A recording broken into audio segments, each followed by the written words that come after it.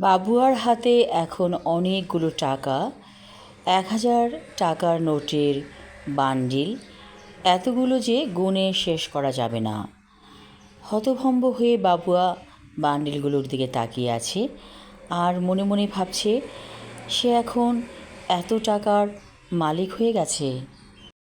অভাব অনটনের সংসার ছিল তাদের, কিন্তু বাবা কখনোই বলেনি তার জমানো অনেক টাকা আছে।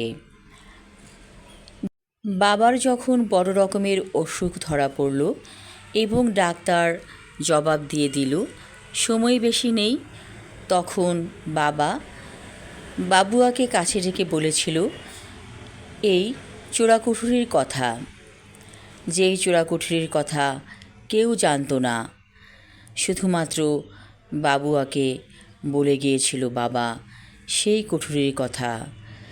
মাথায় হাত রেখে বলেছিল, বাবুয়া, তোর ভবিষ্যতের কথা ভেবে আমি টাকা জমিয়েছি, তুই টাকাগুলো আমার মৃত্যুর পর ওখান থেকে বের করবি।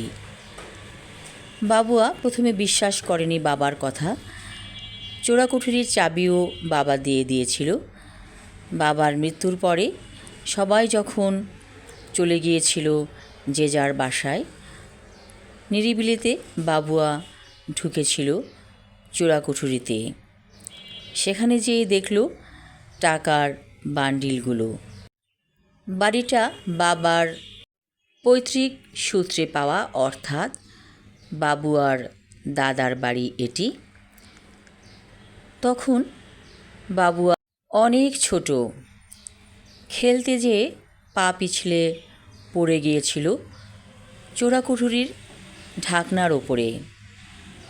হঠাৎ সেই ঢাকনাটা নড়ে উঠেছিল। বাবুয়া বলেছিল, বাবা, এইটা কি নড়াচড়া করছে কেন? তখন বাবুয়ার বাবা বাবুয়াকে সেখান থেকে সরিয়ে নিয়ে গেছিল। তারপর বাবুয়া ধীরে ধীরে বড় হলো। তখনও সে জানতো না এখানে চোরাকুঠুরি আছে। ওর মা ছিল রীতিমতো আধা পাগল মহিলা। সবসময় সে চিৎকার চেঁচামেচি করত, রান্না বান্না কিছুই করতো না। রান্নার কাজটা বাবুয়ার বাবাই করত। কাজ বলতে ছোটোখাটো একটা মুদি দোকান চালাতো বাবুয়ার বাবা। মাঝে মাঝে বাবুয়া সেখানে বসতো এবং টুকটাক কাজ করত। তো এতগুলো টাকা পেয়ে বাবুয়া ভাবল, টাকাগুলো পেয়ে তো সেরকম আনন্দ হচ্ছে না, কেন বাবা এই টাকাগুলো জমিয়েছিল? যদি সময় মতো টাকাগুলো খরচ করতো তাহলে মায়ের চিকিৎসা হতো, আধা পাগল মা হয়তো সুস্থ হয়ে যেতে পারত। বাবুয়ার চোখ দিয়ে টপ টপ করে পানি পড়ছে। মানুষ কেন এসব বোঝে না? কেন টাকার প্রতি এত মোহ ছিল বাবার? তিল তিল করে টাকা জমিয়েছে বাবা, নিজের জন্য তো খরচ করেনি। তাহলে কি বলা যায় বাবার টাকার মোহ ছিল, নাকি বাবুয়াকে ভালোবেসে সব কিছু দিয়ে গেল বাবা বাবুয়াকে? আমি আমার লেখা ছোট গল্প বাবুয়া পর্ব 1 পড়লাম। পরবর্তী অংশ থাকবে আগামী পর্বে। ধন্যবাদ।